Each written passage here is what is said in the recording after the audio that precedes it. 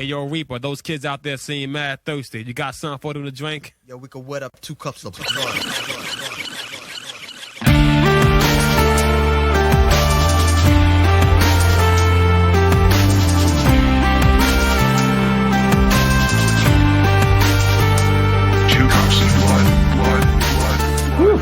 All right.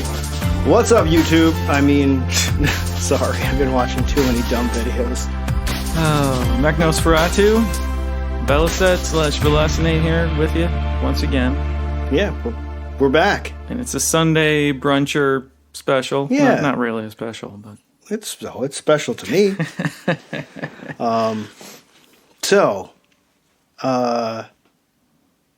It reminds me, just right off the rip, I was opening up with What's Up, YouTube? Because we are in such a movie drought. I don't think I've experienced just all of Hollywood shutting down before like this. So I've got like several different YouTube subscriptions. I like watching people taking apart iPods and fixing stuff. It's pretty interesting. Do you have any substitute media that you've been indulging? Yeah, YouTube, until the last year or so, has never been a big pursuit for me. But, lately you just want a little something, or if you don't want to get invested in a movie that you already, that you have, or a series, you're just like, let me just fuck around. And, it's been good. I've been getting into the slow-mo guys. I think their stuff is pretty interesting, and I don't know. I believe in their mission, their aesthetic mission, to find beauty and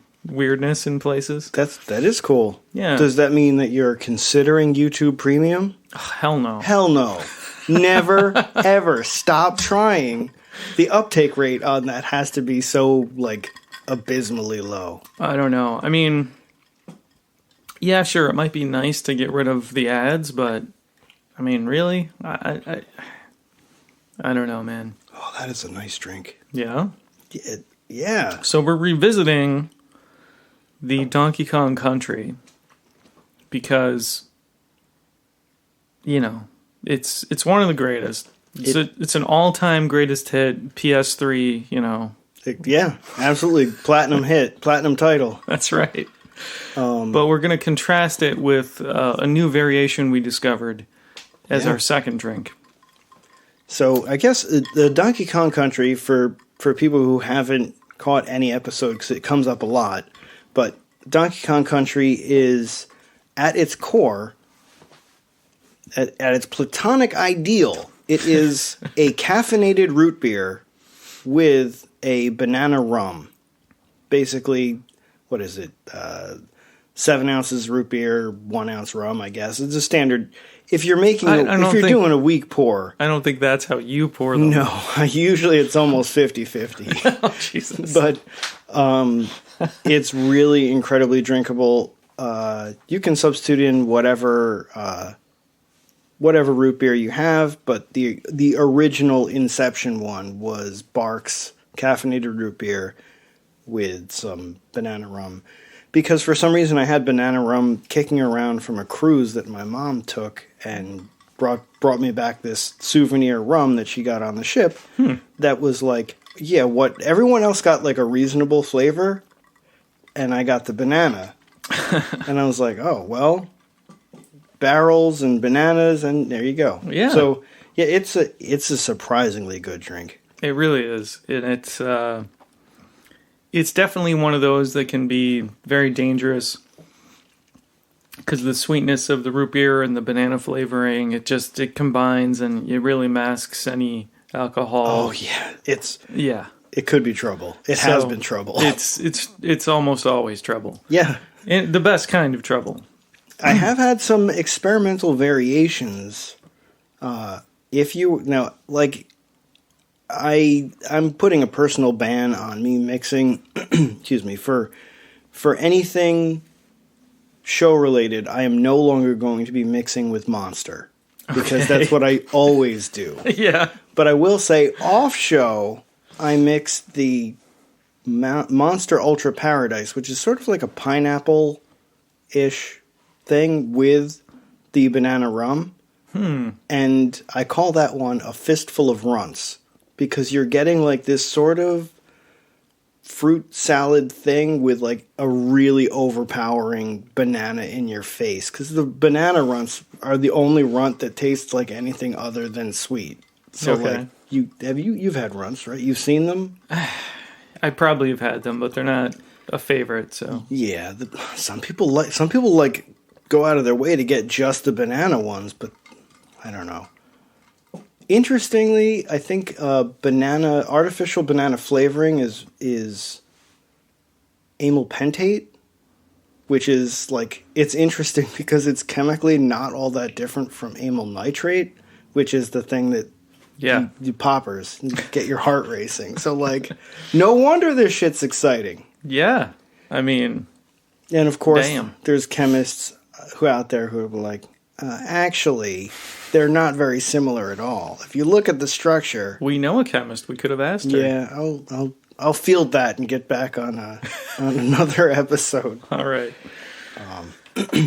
But I brought up movies, and I will say it's pretty dry. But what's interesting is we're seeing more independent films coming to surface, because there isn't like the background noise out of Hollywood that like just blankets that and makes it invisible.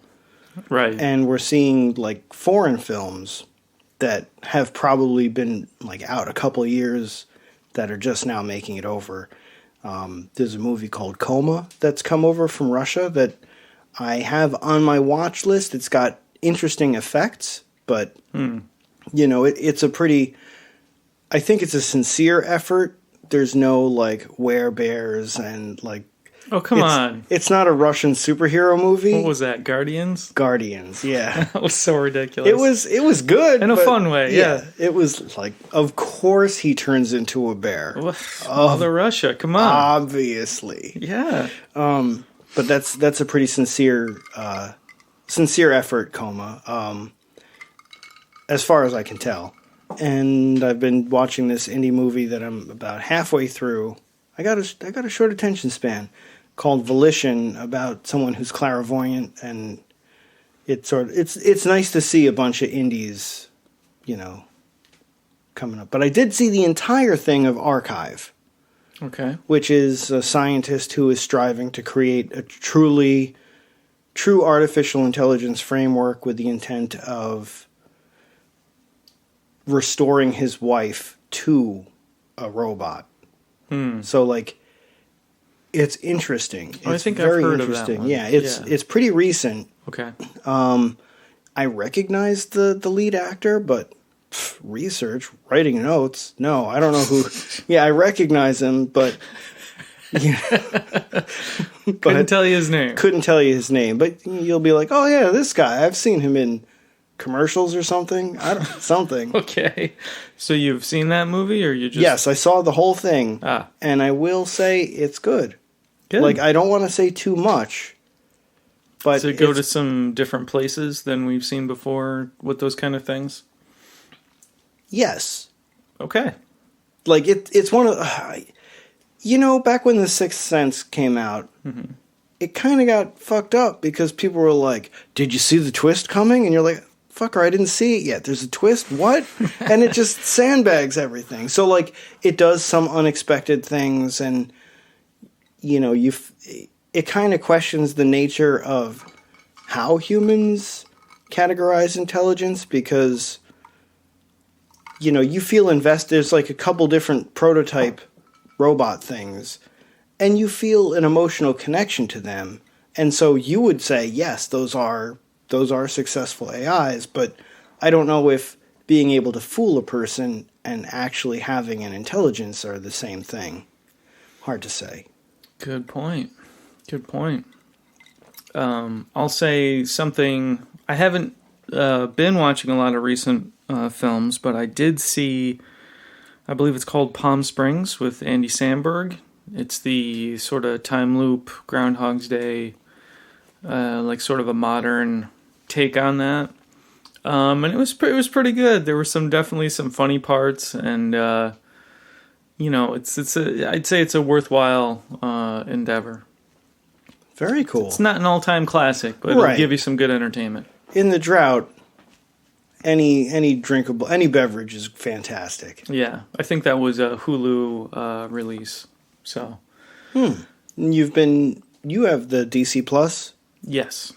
Or DC Universe. Whatever. Whatever it's called. Disney Plus, DC Universe, Yeah. Hulu Premium? I don't know. Yes. I don't know. YouTube, nobody's doing it. No. YouTube Red or whatever. Yeah. No.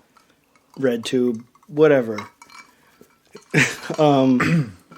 But the question is, have you seen the new season of Doom Patrol? They're now 8 episodes in. I have not. Or 7 episodes in. I have not. I've been off the DC for a while. I have to get back to and finish the Harley Quinn cartoon. Those are good. Those are damn good. Better than they have business being. Yes. Agreed. Yeah. Really good.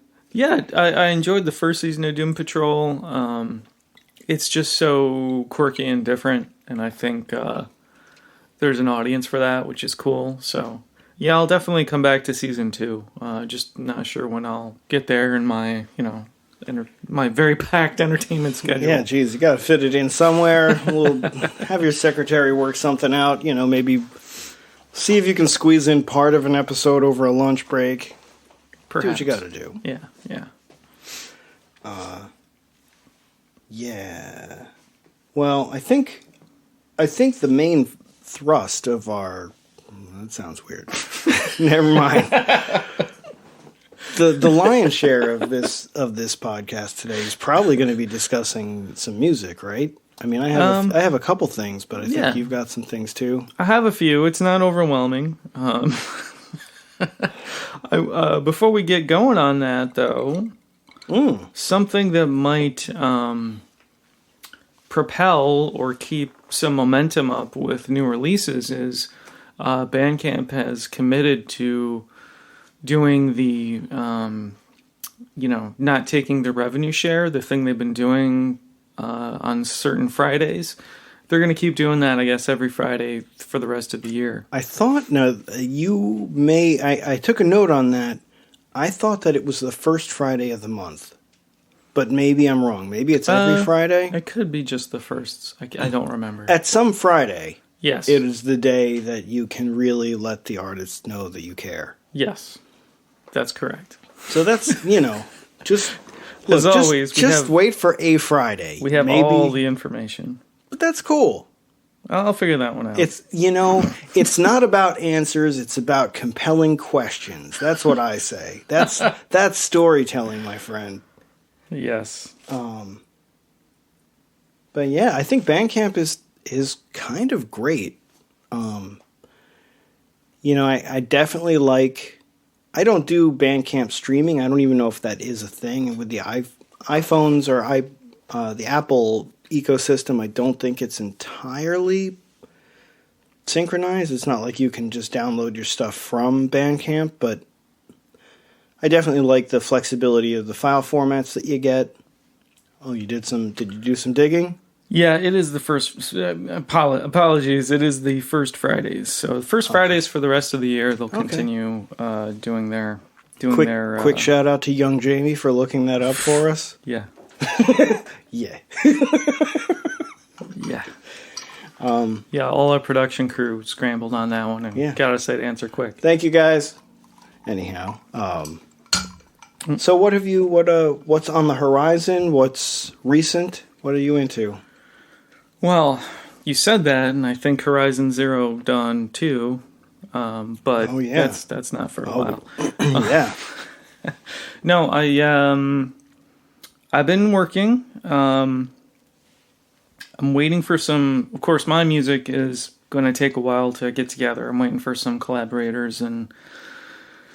Exciting collaborators. Yes. Well, this whole year just hasn't been all that conducive to a lot of creative endeavors, but trying to get some stuff happening. So my stuff, I'm waiting for some other people to for their schedules to clear and things like that. But in the meantime, I just did a remix for Brian's side project, Gasoline and Vertebrate. I don't know when that's going to come out, but it's really cool. I'm happy with it. I believe he's happy with it, so that's awesome. And I'm working on a couple things for Math the Band, which is a band my cousin is in out of Providence. Cool. They're like a very happy, I don't even know what you'd call it. It's just like energetic. It's got sort of a lot of like kind of 80s keyboard, not really 8-bit, but like some nostalgic, happy synthwave. It's not synthwave. It's too like it mixes that with guitar, like a normal band, guitar and bass. Mm-hmm. So now, as the name would suggest, are they sort of prog rocky? They're not prog rocky. I think that just comes from the sort of video game music origins. But because there's like guitar and bass and drums and everything with it, it gives it almost like almost a little pop punk maybe atmosphere to it. That's fun. But not in a, I don't know. They're just fun. They're just a fun band. So. Interesting. Now, is there a particular, I don't know if you're how deep you are, but is there a particular track we should really get excited about? Well, the one I'm working on is called Wet Cement. It's a single they put out a couple months ago. And there's a video on YouTube that I believe it was my cousin Adam who plays bass. I believe he put that together or did the final edit. He's also a photographer. That's his main thing. But he's also in Math the Band, and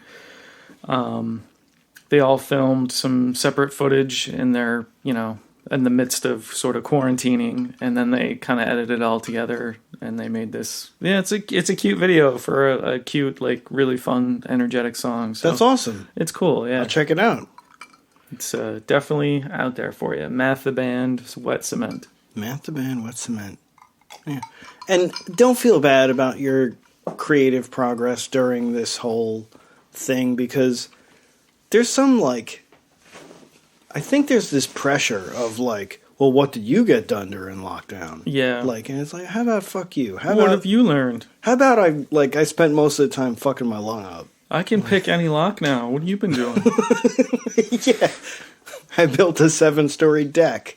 Yeah. Okay. Yeah, man. I don't know. No, it's cool. But one thing that has come back, I can say, on the next EP that I put out, I will have a remix by local act. Mr. Paul Dunphy does Iconoclast Messiah. Okay. And he put together a remix for me that's really interesting. It's sort of tempo manipulated and has just a totally different feel. And it's really cool. It's really different.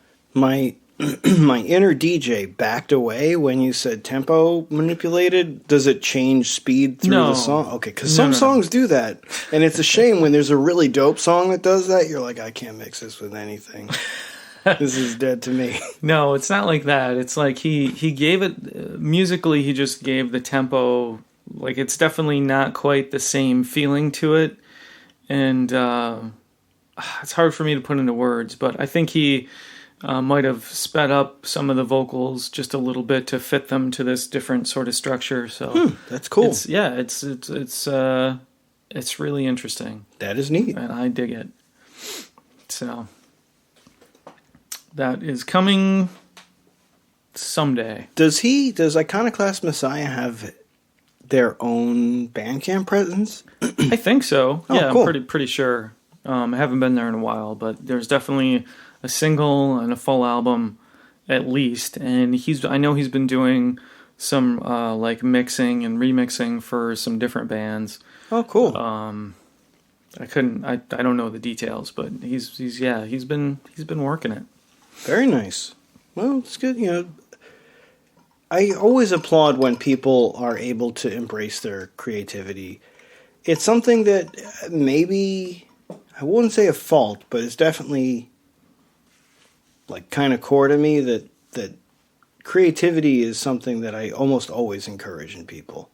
It's not always like, they don't have to finish even. It's just the effort of doing that and trying to create is going to make them like more fulfilled as a person. No matter how it works out, I think it's a really enriching activity, and sometimes enriching in product, but always enriching for the artist. So Yeah, I always support that. Yeah, anytime you're learning something, and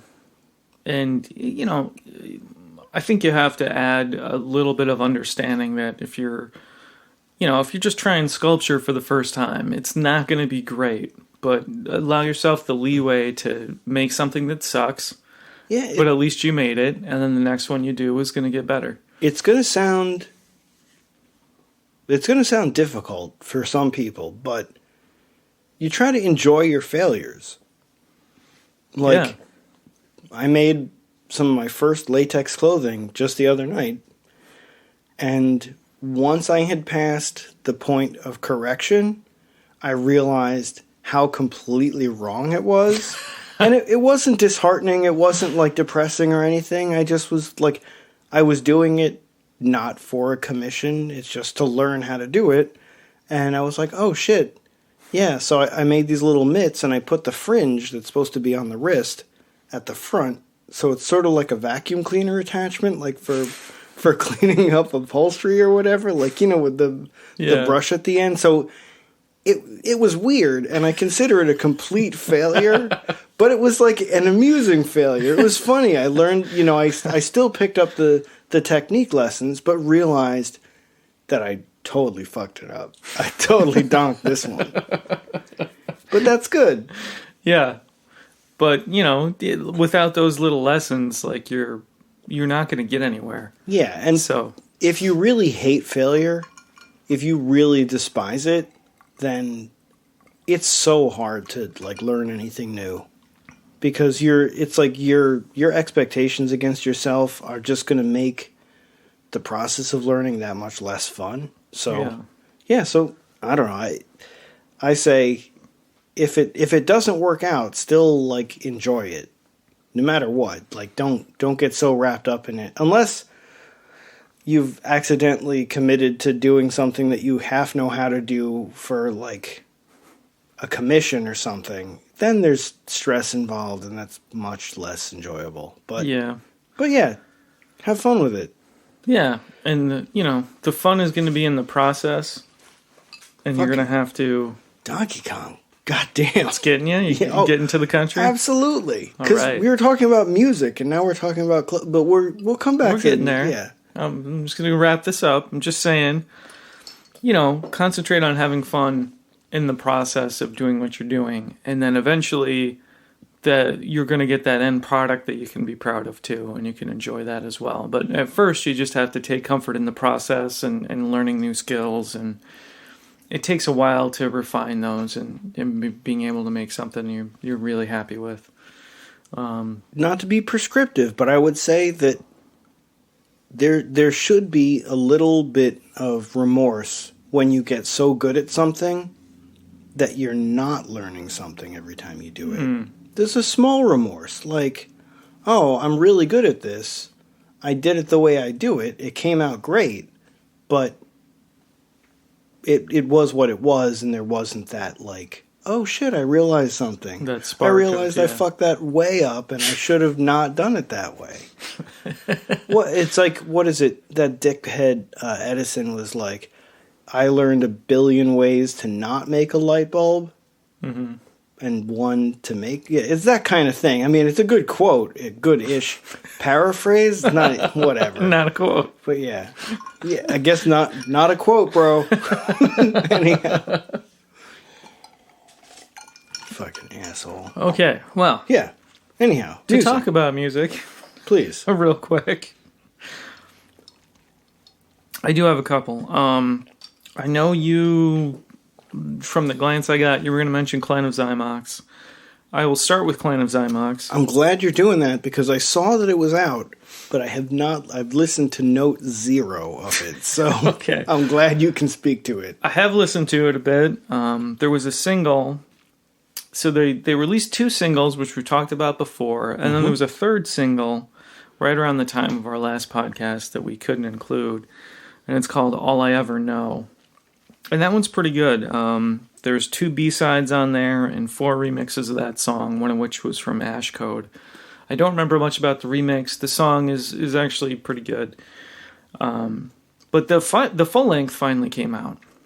Mm-hmm. So Clan of Xymox released the full length Spider on the Wall, and it, if you couldn't tell from the singles, it definitely has that familiar feeling, that kind of old school feeling that they've always kind of brought. It's the same style, maybe some modern techniques, modern sounds, but it's basically the same feeling.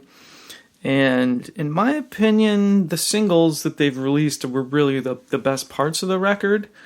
Some of the feelings on the rest of the record weren't my thing, but certainly not bad. Like, certainly if you always liked them before, you're going to love this one. So that's good. Check it out if that's your thing, for sure. It's funny, I feel like I don't have the historical foundation of Clan of Xymox, and so it's not entirely accessible to me. Mm-hmm. Like it's had I had it in my formative days, then I'm sure I would really love them. But I came real late, and it's all retrospective, and so it's like, it's okay. Yeah, that's fine. Yeah, it's quality. It might not be right up your alley, but it's definitely well put together, well written music, which I can at least respect on one level, even if it really doesn't do it for me. Yeah. So yeah. I mean, they're very good at what they do, for sure. Exactly. Yeah. So another thing that had just come out right around the time we did the last episode was Stoneburner put out another Stoneburner Soundsystem release, Kompromat 2, which is another... this one is all covers. The first one had a few highlights from Stoneburner's most recent releases, as well as some covers. This one is all covers. It's pretty damn good. He hits on Death by Skinny Puppy from the Process album. There's a Killing Joke cover. There's 3 Peter Gabriel covers, which I found really interesting, because I have some Peter Gabriel love from way back. And he also covered Underworld Pearl's Girl, which is interesting. So, definitely worth checking out. If you like any of that stuff, you want to hear different versions of it, or if you're a Stoneburner fan, it's definitely going to be up your alley. So, I saw that Stephen Archer commented on something about one of our podcasts. Yeah. And I was like, oh man, I hope I wasn't a fucking jackass around what I said about Stephen, but he's a cool dude. No, it was fine, I'm sure. I did reply to that comment. I can't imagine him taking the time to listen to our nonsense. Right. But it wasn't, he didn't get slammed or anything. No, not at all. No, for sure no. No. I like him. I think he's a very genuine individual, and that's kind of rare in showbiz, I think. Most people are always putting it on, and he's just who he is, and he's a cool dude. Yeah, I respect that. Yeah. For sure. But yeah, Stoneburner Soundsystem, Kompromat 2. I enjoy it, so I would recommend it. And I only have 2 more. That's cool. So Panic Priest put out just a single, just a remix, Shiver and Crawl, the Visceral Anatomy remix, which, quite a title. Yes. It wasn't right up my alley. I didn't love it. I don't think it's a club banger, but it's good. Check it out if you're into Panic Priest. You want to hear something a little different. Definitely worth hearing. Worth hearing, yeah. Nice. Yes. And finally, and this one might be on your radar, Statiqbloom's next record came out called Beneath the Whelm. Yeah, that was on my list too. There you go. What did you... I think it's a great album, and it's especially a great album for the time. Which, really? Well, it's interesting. I find that... Look, say what you're going to say, because the Donkey Kong Country is about to take me on a fucking tangent. All right. Say what you're going to say. So I'll just say that Statiqbloom has been a little tough for me, because first I saw them live, And then I heard some of their recorded stuff later.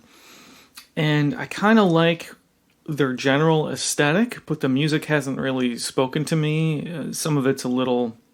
Sometimes when things are just too... I have a low threshold for like harshness and kind of too much... Fuzz? Yeah, something. Yeah. I can't describe it.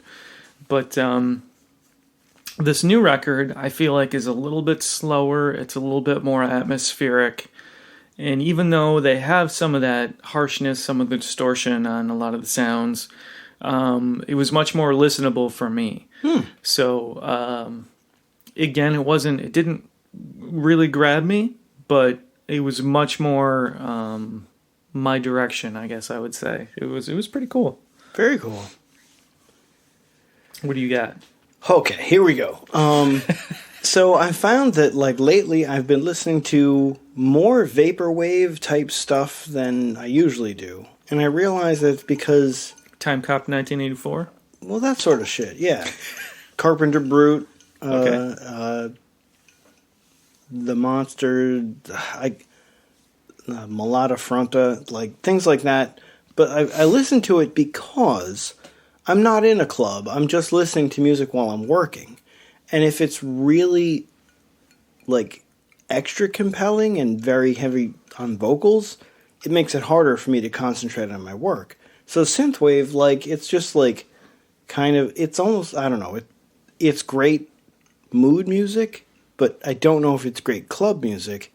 So tying that back in, I find the Statiqbloom album, I can just put that on and it will like go, not take me out of what I'm doing, but like make what I'm doing more enjoyable. So Okay. I think Beneath the Whelm is pretty cool like that. And there is vocal content there. There is, but Yeah. it's not, it's not, I don't know, for some reason it doesn't pull me out of, like, it's not like I can, if I'm trying to write an article and that's on in the background, I don't start writing the lyrics that I'm hearing. So, Right.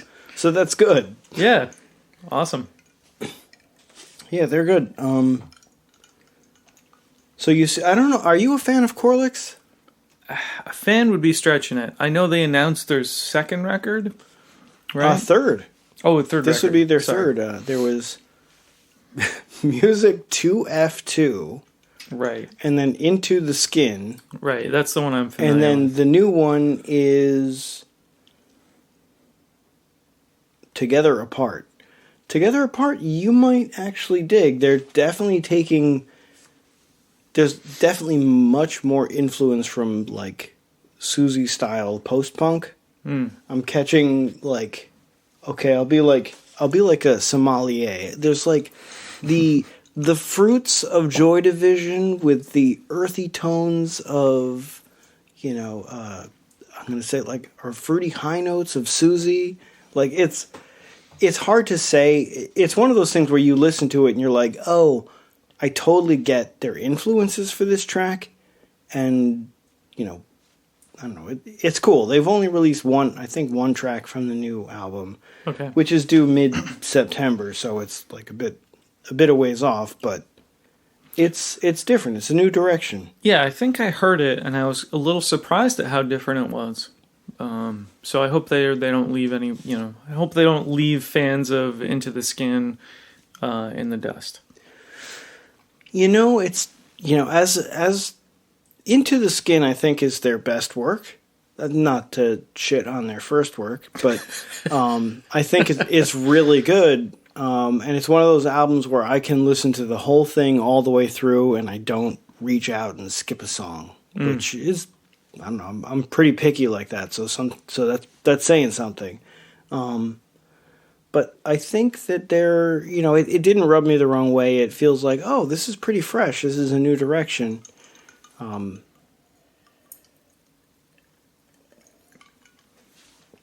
Cool. Yeah, I paused for a second, but yeah, I was lost in my thoughts. You're in the country. Yeah, holy shit, man. Look, PSA, kids at home who are making a Donkey Kong Country, there is some sort of like nuclear fusion in this drink because you didn't drink that much, and yet you are fucked up. So, like, I'm having a little trouble. I'm like, maybe we should take a break because I'm really having trouble here. Well, we're about to take a break, but Yeah, I'll push through my music selection. well, God let me just ask real quick. So I know you're going semi-keto on this one. So you use diet root beer with the banana rum, which isn't super keto, but whatever. It's hard to say. A lot of the alcohols that use like sweet flavors naturally gravitate to alcohol sugars. So, like for instance, I'm trying to think. You typically would think that a dark rum is like has a lot of sugar, but in fact, most dark rums are perfectly keto because they're alcohol sugars and don't metabolize the same way. They won't throw off your blood sugar level. There's purists. Look, dudes, just chill out. There's purists who are like, no, you shouldn't be consuming any alcohol if you're on keto. But I think that's kind of rare. Look, dude. Yeah, it's rare, and there's gatekeeping everywhere. Sure. Like, no matter how you do it, someone's going to say you're not you're really doing keto, it wrong. bro. Yeah, dude. Come on. I'm keto. You're not keto. Yeah, right. I certainly am not keto. No. Ever. Well, I mean, I mostly keep keto, but You take vacations. It's okay. yeah, I gotta live. life. Come on, man. Yeah, exactly. right. So, whew, Did you eat this lunch? drink. I have not eaten anything today. That could be a that could be a factor, thing. you jackass. Oh yeah. Well, there you go. It's me, dude. You know it's me. I haven't eaten, so I did have 2 cups of coffee though, so that counts. Oh, sure. That's breakfast. Yeah, whatever. So let's see. Okay, I'm gonna plow through this, just hoping I can make it. Okay. The only other thing I have for music is, have you heard the new Rabbit Junk single? No, I haven't. So Rabbit Junk has this upcoming release. I don't think it has a date yet. Called called Xenospheres. Okay. Anyway, I got this. So Xenospheres is coming out eventually, but they just released Prismatic, and it is a lighthearted romp with like nostalgic elements and some heavy elements. It's really good. Not to speak negatively of our people of the drunk, but I didn't connect with their razors and bits and razors. The previous single that they released. Okay. It just didn't resonate with me. I'm sure it was a banger for most people, but this one is great. It uses something that does a callback to, degenerating. Is it song number 2 by Blur that has the woohoo? I think so. Yeah, okay. So Woohoo! yeah, so they like use the woo as like a siren sound, but then as punctuation they let it flow into the who under like a lot of distortion. So it is definitely calling back that song number 2 feeling of like it's sort of like a fuck it, let's do it, like All right. charge. Yeah. So like it has that, and it's really fun. Good track. Xenospheres coming eventually and is going to be dope. And the track is called Prismatic? Prismatic, yeah. Okay. You just reminded me of something. I don't know if I wanted to mention it last time and I forgot, or how old it is, but Sirus put out a single a while ago. Oh, yeah. Like a little EP. It's called The Book of Gates.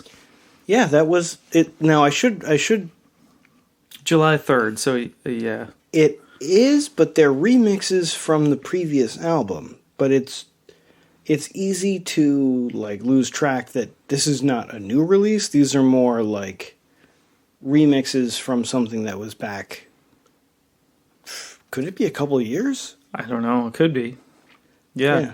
I just, it wasn't a song I had heard before, so the remixes I didn't love, But the original track I thought was a really interesting like fusion of a bunch of different things, and it has a bunch of different moods in it. So I liked it. I thought it was really interesting. It's a funny thing. I wouldn't think cyber metal would be a genre I would get into, but they're fucking good. They're really fucking funny, dudes. Yeah, it's really interesting shit. They have like this big rebellion energy, but at the same time, their sense of humor is there. Oh, yeah. Like, it's pretty fucking funny without, like, being a comedy album. And their production is, like, super on point. Like, there's a lot of crazy elements and, like, really good sounds, lots of shit going on. Like, obviously, a ton of work goes into what they do. And it's fucking impressive. Yeah, so imagine me doing the chef's kiss, that little mwah. Yeah, so like masterpiece. Yeah, masterpiece, exactly. Good shit. All right. Well, I think it's time for a second cup. Yeah, let's. Oh, fuck. No, it's like giving me the emergency signal here. Yeah, gotta stop so I can drink more. Wait, no. Okay, we'll see how this goes. We'll be back in a sec.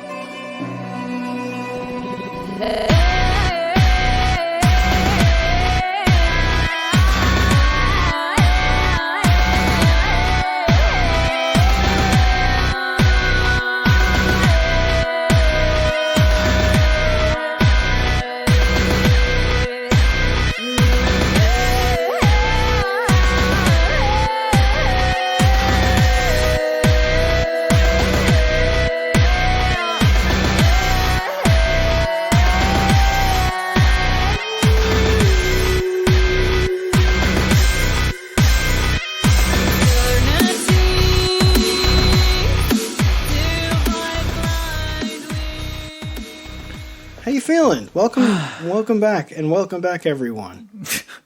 Yeah, I'm all right. We just mixed up this next special drink, which you sort of discovered. You found the inspiration. So I'll take you on the creative journey, which was not every place carries banana rum. Because imagine who would think? Yeah. Though when I did find a place, they had like 4 different kinds of banana rum. So they do or they don't. There's no in between. Okay. But what is a fairly new product that is getting quite a bit of availability is the Banana Cream. Banana Rum Cream? Right. By Blue Chair Bay is the one we have. Yeah, and it's kind of fabulous. It's really delicious.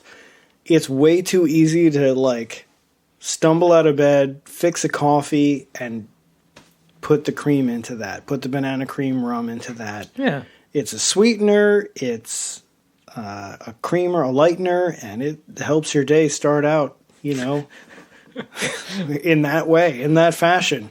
There you go. So what did we do to make this? This is actually, I think, we had the banana cream right in root beer before, and it was good. It was still really good. Yep. But this time we took it up a notch by blending the banana cream with ice and then adding that to the root beer. And then did you give that a whole blend for yours, or do you just add it to root beer? Just poured the root beer and give it a little mix, not in the blender. It's nice because the ice didn't get completely melted as it would, on certain circumstances, but it's delightful. It's our best effort at doing the Donkey Kong Country Tropical Freeze. But we're going to dub this the Kong Cream? This is the frozen Kong Cream, I guess. Bless it. I will take Kong Cream any day. I will never turn it down. It is fantastic. It's delightful, and it's a funny name for your parties or whatever, so there you go. Yeah. So it really is. Man, quite special. These things are just too damn easy to drink, though. That's the problem there. And you still haven't eaten anything, so. Well, that's the fun there. Yeah. Yeah, I got a weird eating schedule. Let's see. Did you say you had some gear discussion? I have one, not really gear, but I have one sort of product review. Oh, yeah, let's do it. So something came out that I was interested in for a couple different reasons. The marketing on this is really good. The product works, but maybe not. It's not really the miracle that, for me, it's not really quite as effective as maybe the marketing might lead you to believe. Anyway, I'm talking about a new product from Flare Audio, which is the company that makes the Isolate earplugs, which are a solid metal piece covered with a foam tip. So they block bass frequencies better. They have ones made out of aluminum, and they have a model made out of titanium, which is even better at just evening out the whole frequency spectrum. So they're really effective earplugs. They have a few other products, but their newest product is called Calmer. And it's supposed to... So I'm going to show Mechno. It's like a little silicone sleeve. Oh, okay. It's hollow. Okay. I don't know if you can tell. Yeah. So what it does is it goes in your ear, in sort of your inner ear, and it just kind of sits there, kind of like what an earplug would do, but it doesn't, you know, it's for the folks at home, it's sort of like a silicone cone. Yeah. Ish. Sort of the shape of your ear canal. Exactly. You pop it in. So it like kind of sits there. With a little extraction stem. Right. It has a little stem so you can pull it out real easy. And it doesn't like fill your canal. It doesn't expand. It's just silicone. So it and it has kind of the right shape to just sit right in there. And it's supposed to, the marketing information talks a lot about reducing distortion. And I don't understand how the natural shape of your ear would produce distortion exactly. But I guess what they're talking about is the frequencies that the ear is most sensitive to, which is about 2,000 hertz to 8,000 hertz, that main range of human communication. That's what our ears are most, or maybe our minds are most keyed into, that range of hearing. And that's what transmits really well on, like, you know, telephone lines. They cut out the extreme highs and lows, and they just give you that middle band. And that's fine for speech, and that's what we're attuned to. So in that frequency band, these are made to cut down the normal reflections that your ear, the rest of the shape of your outer ear brings in, and to reduce the frequencies in that range. And what that does is it makes everything sound a little bit duller, but you can still hear everything. It's supposed to just reduce that range in a way that can lessen anxiety. You know, they talk a lot about that. For some people, it helps with their tinnitus. The ringing in your ears you can get. Sure. Didn't help with mine. It kind of made it more noticeable for some reason. Bummer, but okay. But yeah, some people find a lot of relief. And it's about like, you know, maybe a $30, $35 product. It ships from the UK, so it can take a while to, or the company's in the UK. I think it actually ships from Germany, so it can take a while to get to you. But it definitely works in that it does reduce those frequencies. For me, I didn't see a huge benefit. And you do have to wear them for like quite a while before you can really tell what they're doing and clearly tell the difference between when they're in and when they're out. Yeah, so kind of a mixed review. I think it's very personal because everyone's ears are different. Everyone's experience of hearing is different. Everyone's tinnitus can be very different. So this could be useful for people who are easily annoyed by, you know, loud sounds or piercing tones, or if you're in a noisy environment but you can't wear like actual earplugs or that would be inappropriate for some reason. You could put these in, and it doesn't reduce the overall sound level like an earplug would. It just cuts out, changes the EQ curve of what you're hearing. Exactly. Interesting. That's really no. I like that. I guess it's good if it's helpful. It's good that it doesn't have a stigma of like wearing earplugs. You can still hear everyone just as well. Right. Yeah. The sound all comes through, but I guess it just is supposed to take the edge off. And by not having that constant overstimulation in that frequency range because the point is a lot of today's modern noises that you have to deal with, whether it's traffic or, just humming of fans or anything like that.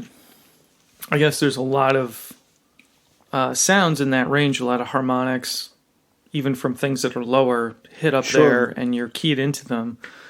So it just is supposed to help relax your brain, and the cumulative effect over the course of the day or a couple days is, lessening that anxiety because your brain isn't freaking out about all those sounds or trying to pay attention to them and trying to figure out what's important and what isn't.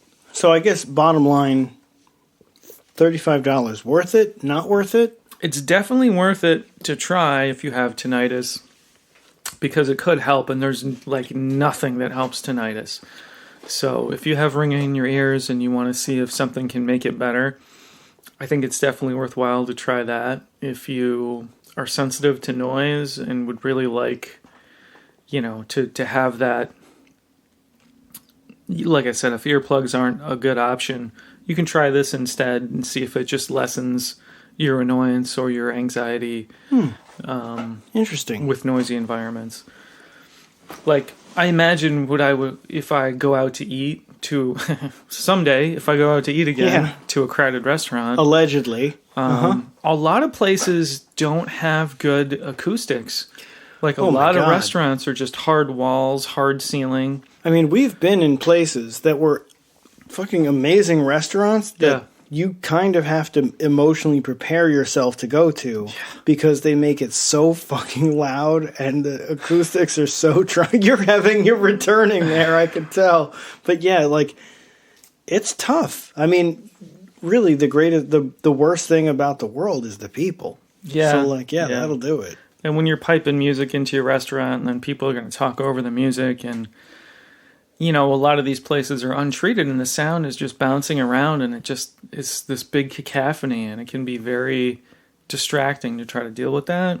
I'll definitely wear these to those kind of environments and get a little relief from that. I've heard that for tinnitus there are some active components that will sort of balance. It's almost like a white noise generator, but it's like a hearing aid that is constantly generating a certain sound to offset. To cancel out. Right, because I think there's a problem where when the sound is missing, your brain is filling in that sound, and what you're hearing is not a real sound in tinnitus, it's what your brain is putting into the silence, and that's the problem.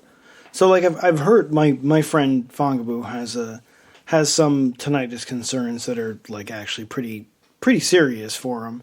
And I think he's exploring active options right now, but I'll definitely mention this Calm to him. Yeah, Calmer. And for $35, I mean, that's got to be less expensive than any kind of active solution. Oh, for sure. I mean, I've heard of treatments so extreme, like roadies who used to check every speaker and every amp for Metallica when it was going on full blast. All the fucking guitar cabinets, 4 speakers in each one, got to put the ear in front of each one to make sure everything's working. That's horrible. Shit like that. I remember reading the story of a guy whose tinnitus was so bad, it was just kind of the only thing you could hear. You can't sleep because the noise never goes away. Ugh. They actually, one of the most extreme treatments you can get is cutting the whatever the auditory nerve is, the main nerve that goes to the ear. So you're guaranteeing you're going to be deaf, but the hope is you won't hear that will stop the noise. Oh and when God. the damage is bad enough, it doesn't.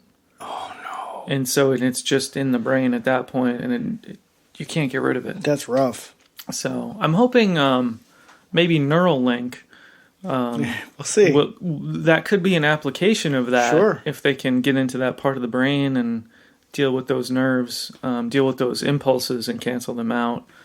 Neuralink is pretty fucking fascinating, and I don't understand why people aren't talking about it more and taking it a little more seriously. Yeah, I know of it, but I don't know the details really. I knew that it was I think the last thing I heard of it was that it was in development, but with nothing about it. But It's basically a computer brain interaction, if not interface.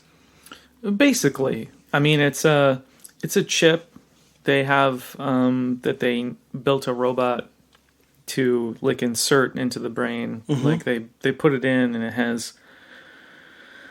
Oh, I don't have the details right now, but That's fine. There are some super interesting videos on it where they talk about how they think they're going to, what the size is, how they think they're going to be putting in very like microscopic video of this robot implanting each, one Electrode, micron thick electrode into the specific areas of the brain you want to hit. It's just fascinating, and it's definitely, a wave of the future.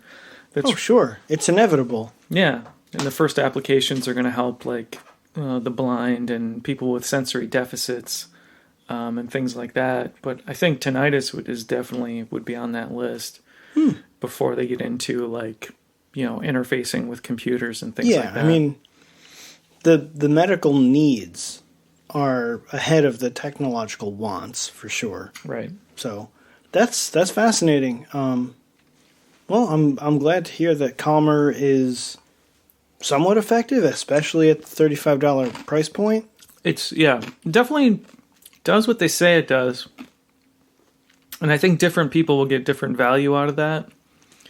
But and there's different kinds of tinnitus and different causes and different absolutely. symptoms. So some people are finding a lot of relief with it, and it's like a godsend for them because it's very hard to get that relief. Definitely worth checking out. Very cool. It wasn't on my list, but I will say, that since I've gotten a very nice pair of Bluetooth headphones, or rather, a pair that really work for me, their fidelity range is appropriate to what I require, and their battery life is appropriate. What brand, if I could ask? Echo Box. Not familiar. I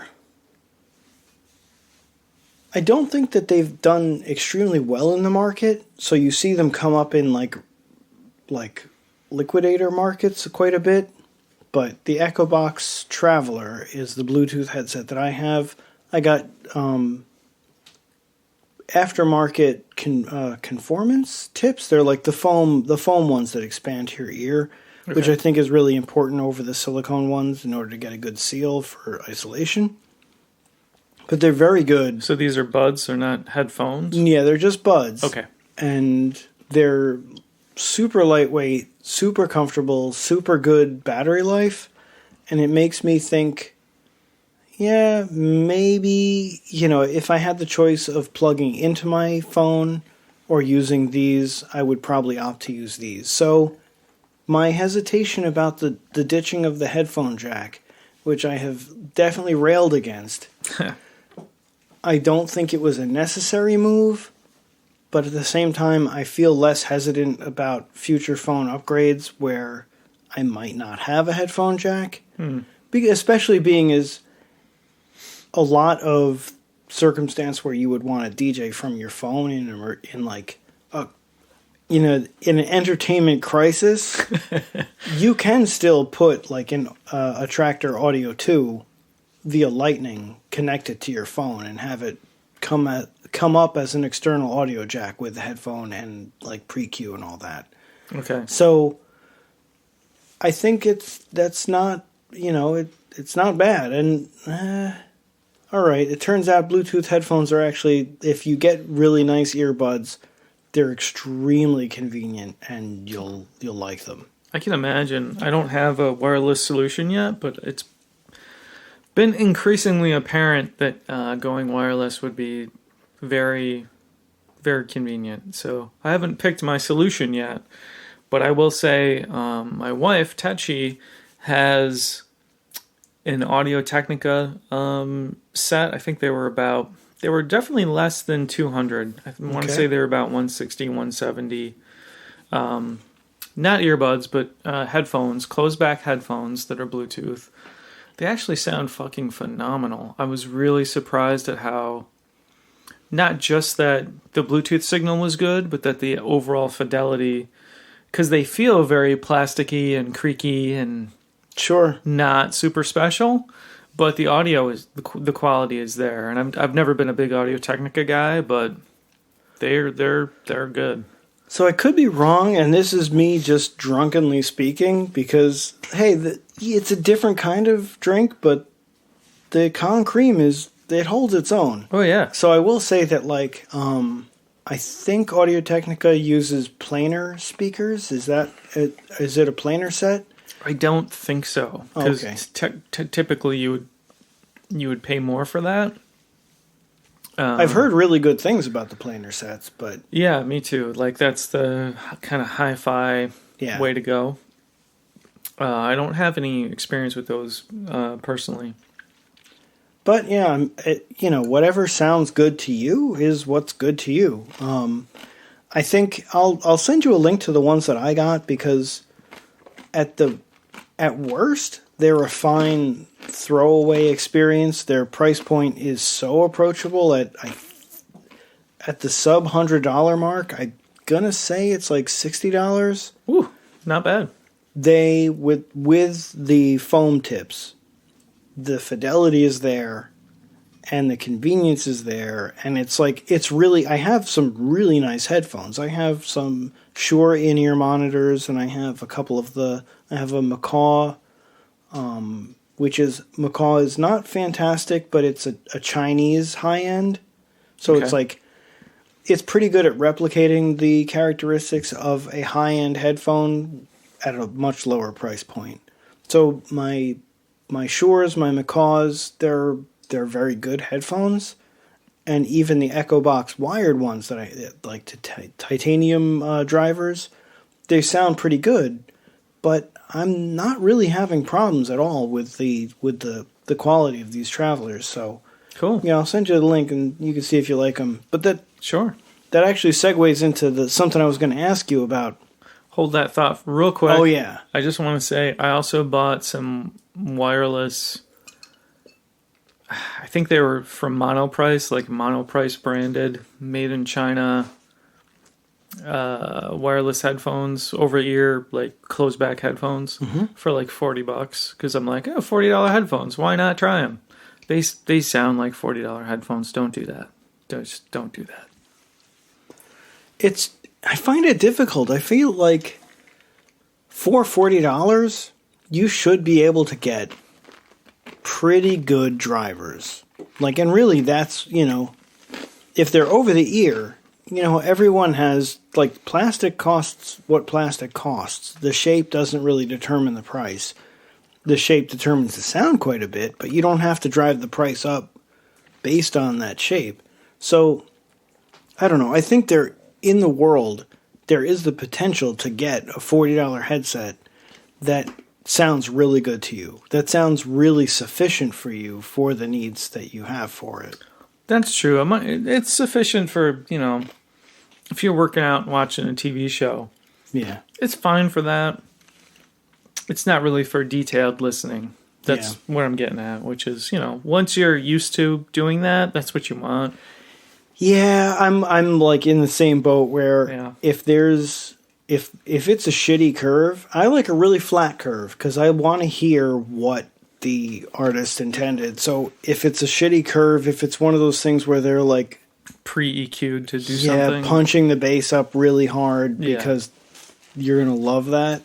I find it like distracting and really off-putting. Me too. And I think we're in the minority in that because a lot of headphones have I read reviews of like headphones that I think have a ton of bass response. People are like, there's no bass in these. I don't understand this. This is a shitty product. It's because the Beats headphones have like such a ridiculous EQ for bass that it just throws off like, look, if the artist wanted it to sound like that, that's what they would have done. Right. So like just like feel it on its own merit and go from there. Yeah, I don't have any experience with Beats, so I don't know. But I believe you. More marketing than quality. Yeah. I mean, they're not. I won't say they're bad, but I'd say like they have a sound. Yeah, they definitely have a very signature EQ, which I don't know. I feel like you can't really know and love an artist if you've always been listening to their stuff through some other interpretation. It's like if you fall in love with a Russian artist or a Russian writer, and you find out that really you just like the translator, it's disappointing. So, I don't know. I like a flat EQ. I'll just go with that. All right? I think that'll give you, when you make music, you're trying to do it on a very a speaker system or different monitoring, solutions that all have a very flat response. When you make it sound good, with all the frequencies flat across the board, it should sound good anywhere else. But the secret is, if you have playback equipment that's equally flat, you're going to hear what the artist heard and what the artist intended. With the most, it's going to have the most fidelity to what the artist actually put together for you. So, yeah. Yeah, I mean, we're on the same page there. Yes. So I was going to say, one thing I was going to ask you is if you had any experience with, I digress, on stage when doing a performance, many musicians prefer to use in-ear monitors so that they can hear, the monitors on stage are there so that the different performers can hear what they're doing. Mm-hmm. So, the bass guitarist is standing in front of a specific set of speakers so they can hear what they're doing specifically. And to get around this monitor setup or to have a more specific blend that's not, influenced too much by ambient noise, a lot of musicians will wear headphones that are specifically very flat EQ, very, very good representation of what they're doing, so that they can listen to themselves alone and just hear the bleed in, their mix is higher than everyone else, so they can hear what they're doing. You'll see vocalists do this a lot, and if you ever see a vocalist that's plugging their ears while they're singing, it's because they're trying to hear what they're doing above what's coming out the speakers. So for DJs, this is a particular problem because the latency that comes with Bluetooth and other digital wireless technology makes precision mixing difficult or impossible. Now, I won't say it's for across the board because definitely there are graceful ways to get from one song to another that do not require that precision, but it does require the intimacy of knowing the song and a breadth of knowledge of how to do that. So, I guess it's a mixed bag. Have you found any monitor solutions that are real-time without the latency that are fidelity enough that it would make sense? I haven't really looked because I don't know. Everything I've done in the club, just hearing... Sometimes we had monitors on stage and sometimes we didn't, or sometimes they were there but we didn't have them on. I've always been able to hear the music well enough without needing a real monitoring solution. And my headphones, I really just used them to cue up the next song. I didn't really use them to perform the transitions. Mm-hmm. So I would say it's not something that's been a need for me, so I haven't looked into it. Okay, well...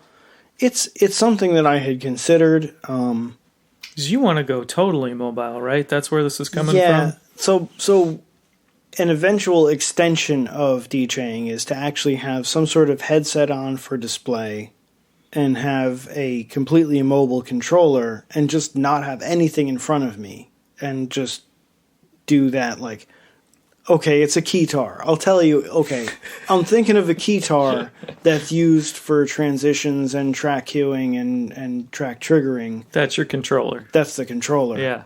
But that also requires having, how you're hearing what you're going to do. So just looking into that now, a little research. The other thing I was going to say is if you have a current... Whoa. just had a quick insight. Okay.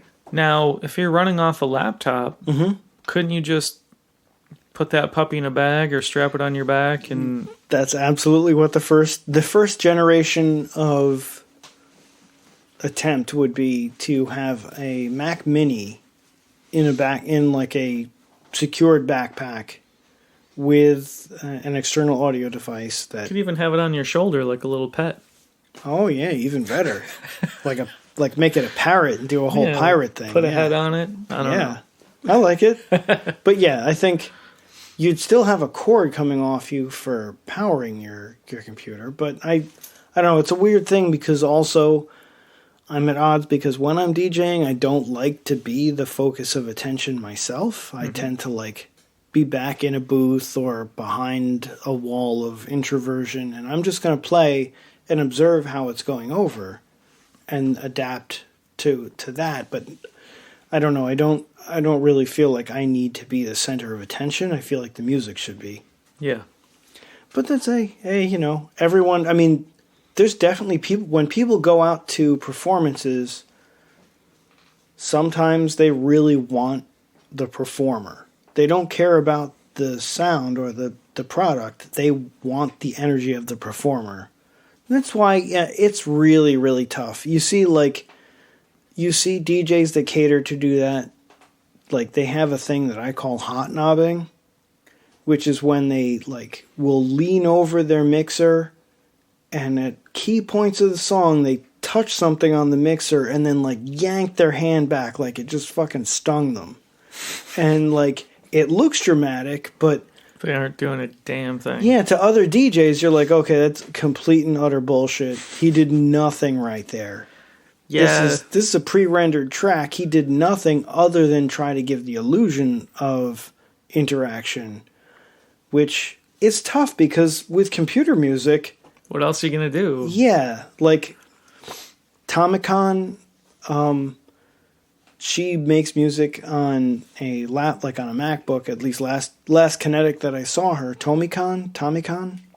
Yeah, so it was like, it had the danger of looking like someone furiously checking their email.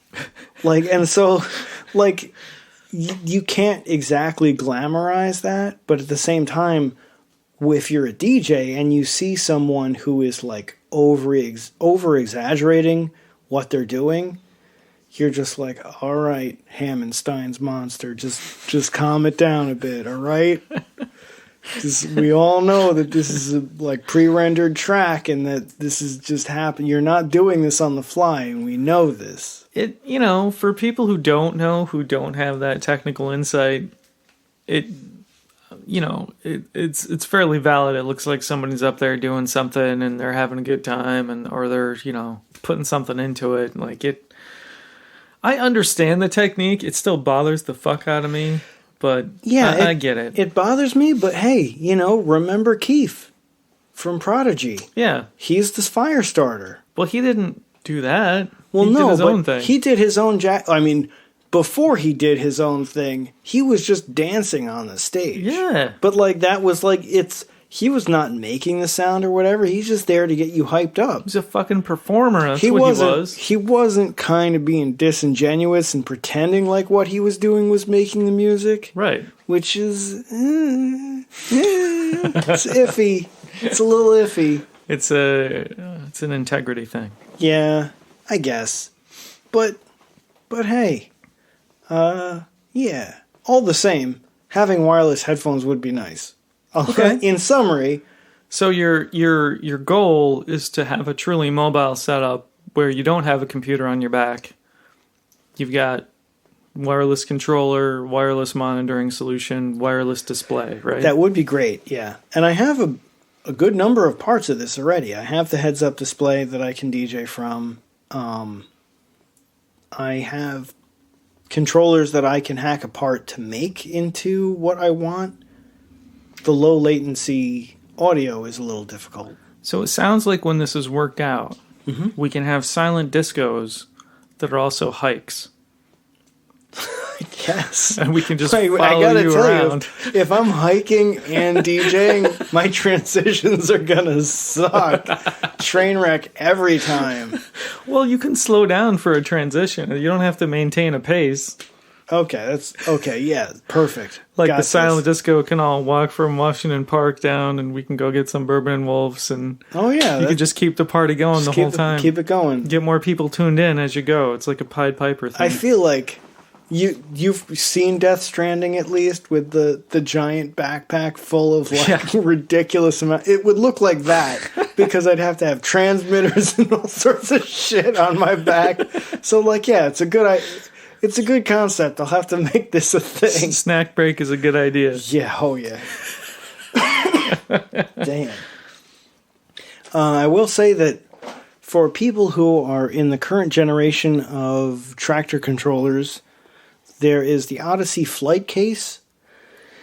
There's a few different models. The one I'm talking about is the Flight Zone. Oh, geez. I can almost decrypt the product name. It's the FZGS TKS4. So it's the Flight Zone glide system for Traktor S4. This is the one Yeah, you took to the... Yeah. It's the one I have. That's dope. It is cool, and I recently picked up a second one. Woo!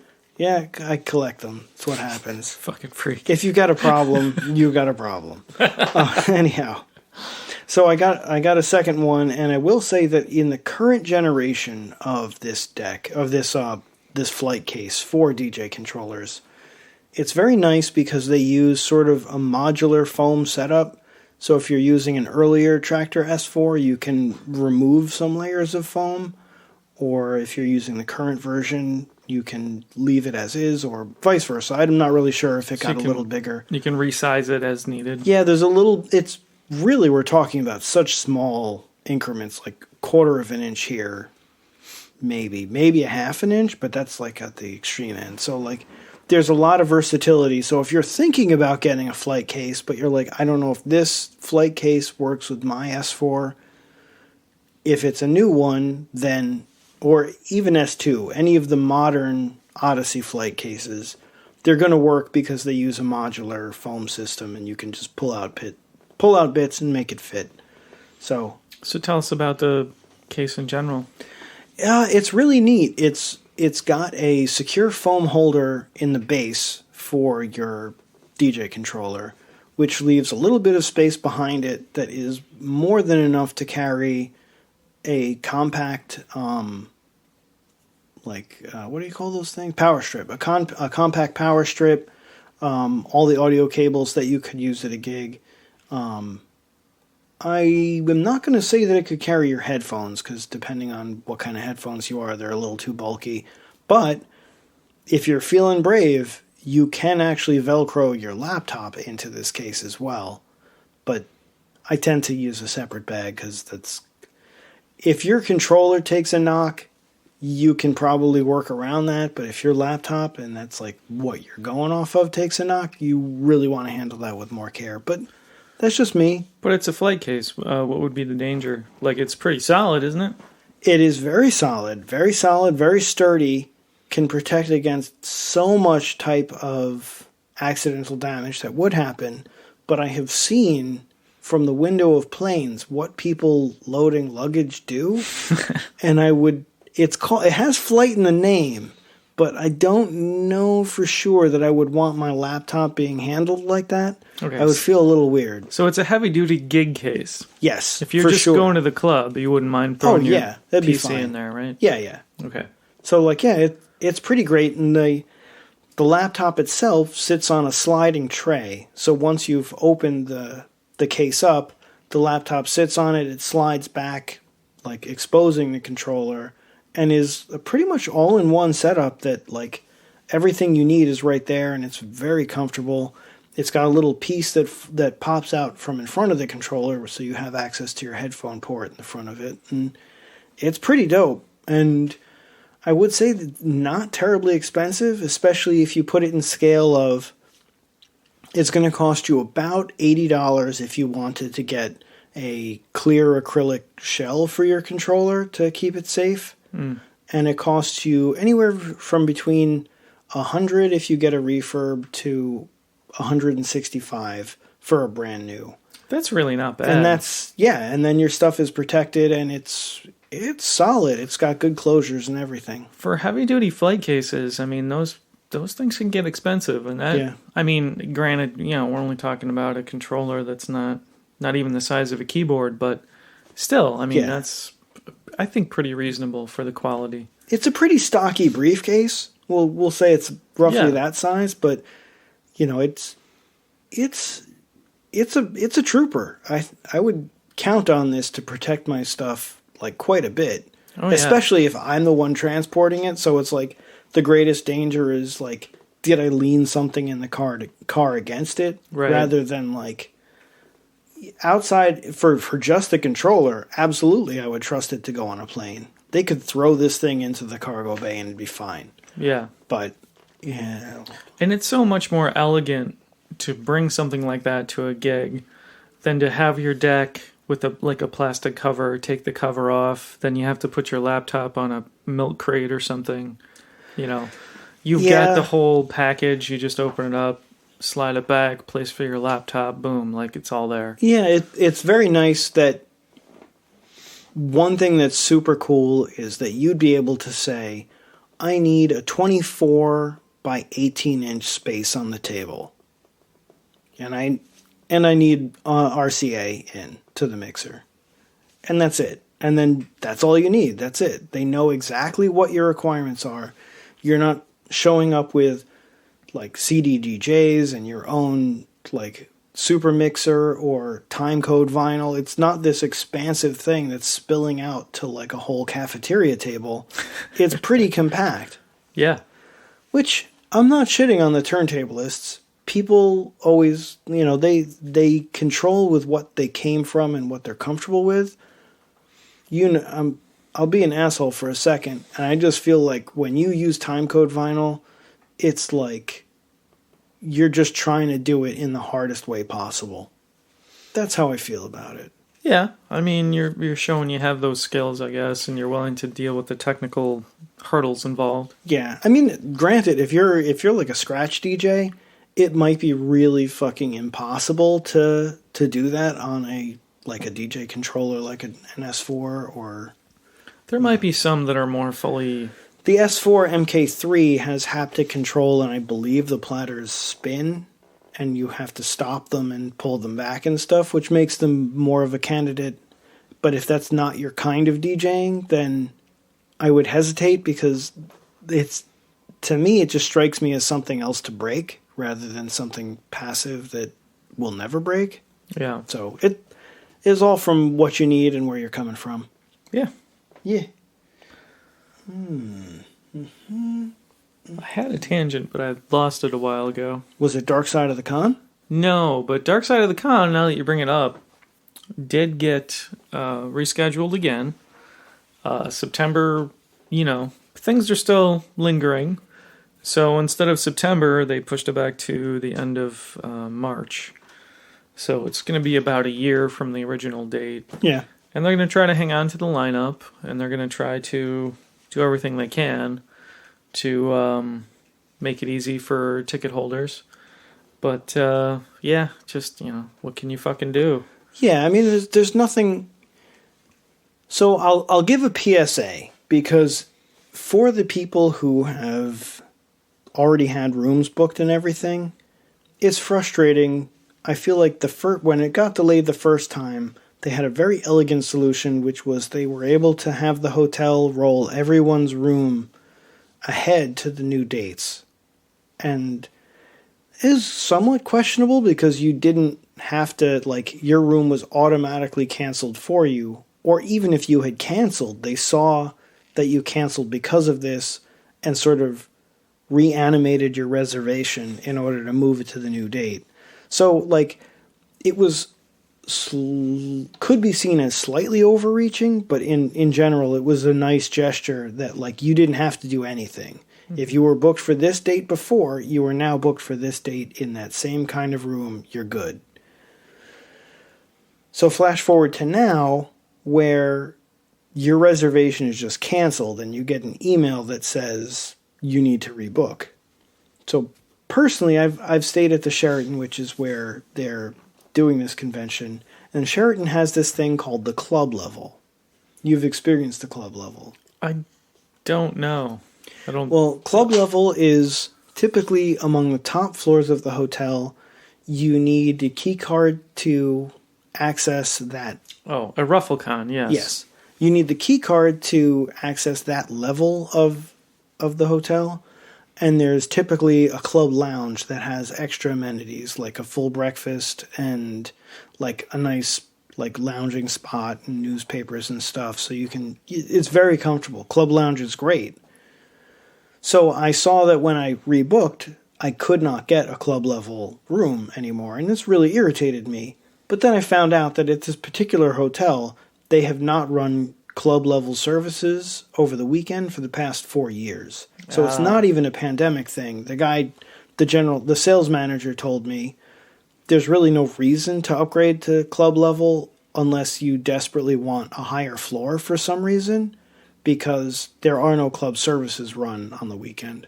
Okay. So like initially I was like, okay, the club level is going to be the coolest spot because there'll be all these goths in the club lounge when it's like late at night and the party just will keep going. But now like I feel like it's really not worth it. So if you were club lounge before and you can't get it now, don't feel too bad. You have the benefit of getting like a room that has 2 sets of queen beds instead of the one for the 6 people you were trying to cram in there. Okay, good tip.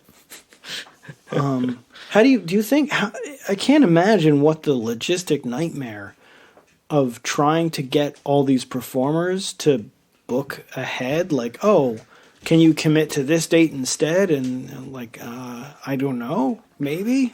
Yeah, I mean, some people are probably comfortable with that. Some people might be a little taken aback, but I'm sure everyone wants to honor the commitment and, their name has already been attached to this thing for so long. They're not going to want to pull out, but there could definitely be some tough logistics there. I'm glad I'm not in that boat. I guess the good news is that because everything is canceled, it's not like it conflicts with like a date they already have. Right. So it's more like, I mean, they could have things booked for the spring already. That is possible, but, who knows?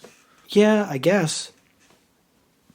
But, yeah, I guess in the scale of how things are handled, and this is not, I still have a lot of respect for Jean-Francois, who ran Kinetic.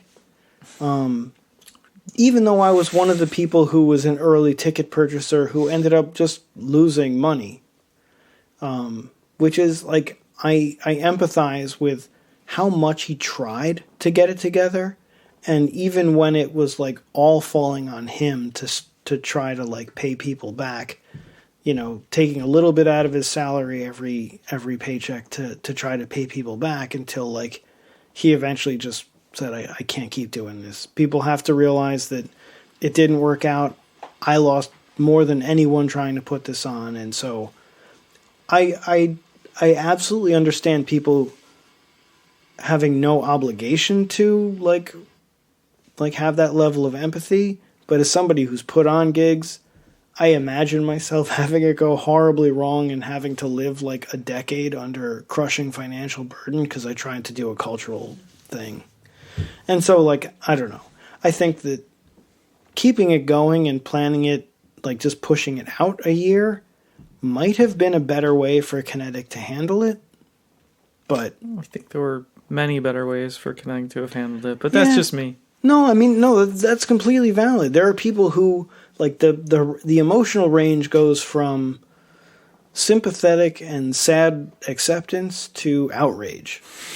So, like, we know people who are, like, livid, like, way more than you and I. Like, we know people who are, like, fucking pissed. But I was pretty pissed. I mean, to pay over $100 for something and just, oh, no, you're not getting a refund, fuck you. Like, that's really what it feels like. And that was when, you know, the income that I had was not amazing. Yeah. When it was much more significant a hit. Which really you have to assume that everyone is in that, like, this was the special thing that they saved up for and put aside for. Yeah. And they got nothing. Mm-hmm. Now, for me, I knew, and this, now I say knew in quotes because I actually don't know this person personally. It could have been like well-placed social media, but I saw this person was like a brand new father and had just lost their job and like all this stuff that had cascaded around Kinetic being canceled. And so like, I was like, okay, you know, I appreciate what he was trying to do enough that, you know, I'll let it go. I'm not going to hold a grudge about it. I appreciate the time that I had at Kinetic at the previous ones, and I'm just going to forget about it. But that's good of you. I never got the chance to experience Kinetic, which is another thing that makes it hurt.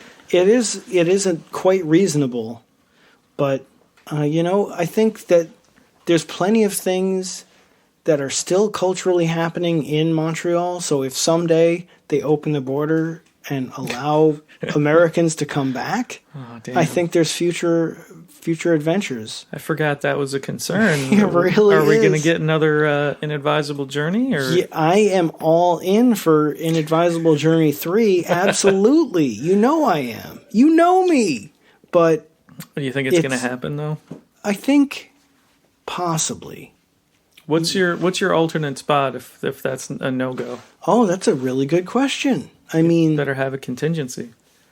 Yeah, but it's really hard to be like, hey, everyone, like, if the destination is not amazing, like, look, people, you know I love Montreal, but if the destination is not amazing, it's not like, hey, we're going to Buffalo.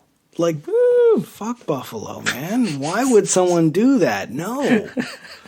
No, that's not cool. Like, we're hiking up to Plattsburgh. No. Well, I mean, at that point, it's like, maybe even take it the other direction and, like... Myrtle Beach. Do a Myrtle Beach. Yeah, why not? Yeah. Like, just swing the travel time in the other direction and actually have better weather rather than, like, heading into the eye of the, like, the eye of the beast right there. Yeah, it's mid-February. We're so sick of this cold death. Let's go where it's colder. Let's go colder. I have such a good time every time, but I also am sympathetic to the people who are like trying to rough it with just a hoodie in negative 30 weather. No. Yeah, last time I definitely geared up better and had the adventure parka over the adventure hoodie, and it was... There you go. Speaking of the adventure hoodie. Oh, yeah. There's a redesign. There's a new version that they kickstarted. So I was tempted because I like those dudes. But then I was tempered by not understanding what amazing new features they were bringing to the new generation. I know there's more colors. My take on it was, mostly colors. I think they tweaked it. I don't think there's a lot of new stuff. In fact, it seemed to me like there was no mention of the modular system. So the magnets and the hooks that allow you to combine it with an outer shell, that seemed to be missing. I would be shocked if they got rid of that. I didn't see a mention of it. But they also now have a lower price point. They have the sort of the deluxe garment that we're used to, and then they had a slightly cheaper version that's more basic, lacking a few of the extra pockets and craziness. For more like $100, which is plenty to spend on a quality hoodie. True. And even the early bird price on the deluxe model was a little bit more, I think, than we're used to. I think it was, I'm going to say $169, but maybe I'm misremembering. I don't it recall. Was like mid 100, like 150, 100, somewhere between 150 and 180. It seemed like it. I considered it, but from the perspective, so like when I like what a company's about, I'm kind of happy to be one of their customers, and I like the quality of their stuff. But I currently have 2 adventure hoodies, and my last purchase, the parka's great, but I got an adventure hoodie for Kai, and for the ladies' sizes, they've shrunk things sort of indiscriminately, so you can no longer hold a can of beverage in your beverage pocket. And I'm like, they don't make smaller beverages for ladies. It doesn't work like that. Like, the beverage pocket needs to stay beverage pocket sized. If you just scale everything down because it's for a lady, you're not really paying the right attention. So, yeah. I mean, that could be a thing. It could be ladies' adventure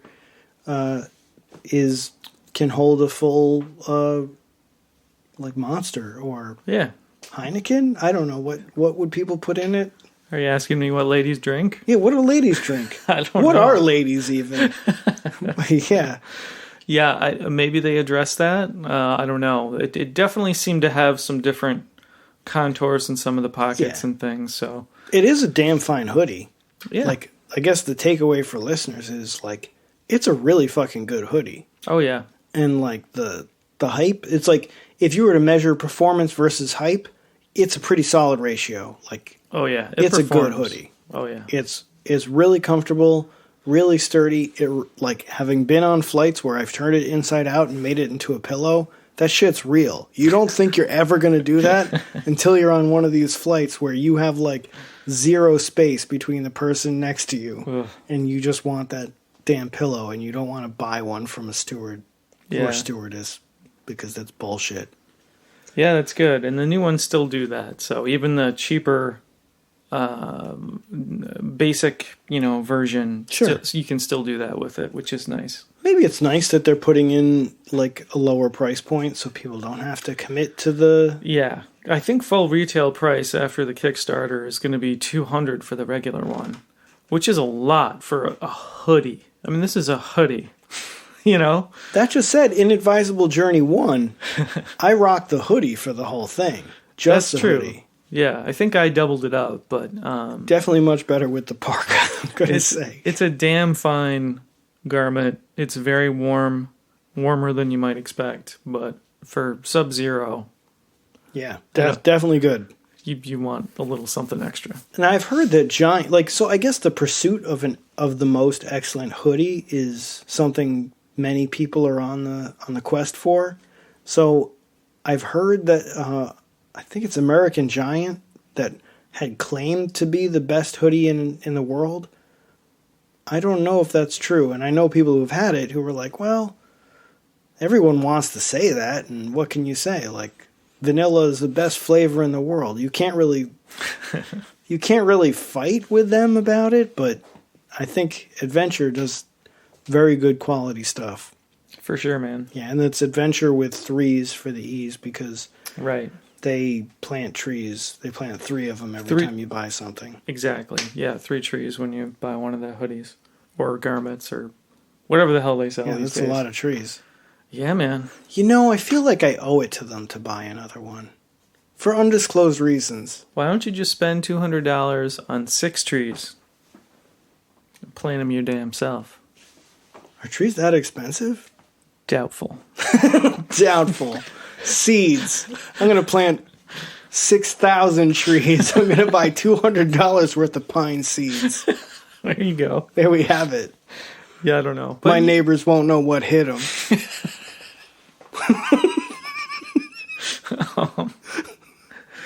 Oh, newsflash, folks. I'm stupid. Anyhow. Oh, boy. Well, we took it deep into the country. Oh, certainly. I feel like the Con Cream was a more nuanced drink. Like, it didn't clobber me like the Donkey Kong Country, but... The alcohol content of the Banana Rum Cream is definitely lower. It's like I want to say it's a 16, 17%. So, the rum is probably more like 30. I will say that, actually, the rum is 45. Oh, shit. And I remember this because there were 2 banana rums I had in my hand. And I was like, well, why do they cost different? What's the difference between them? I saw one was like 26% alcohol and the other was 45. And I was like, hey, the solution is clear. Yes. So I went for the correct choice of the 45. And that was the Bacardi?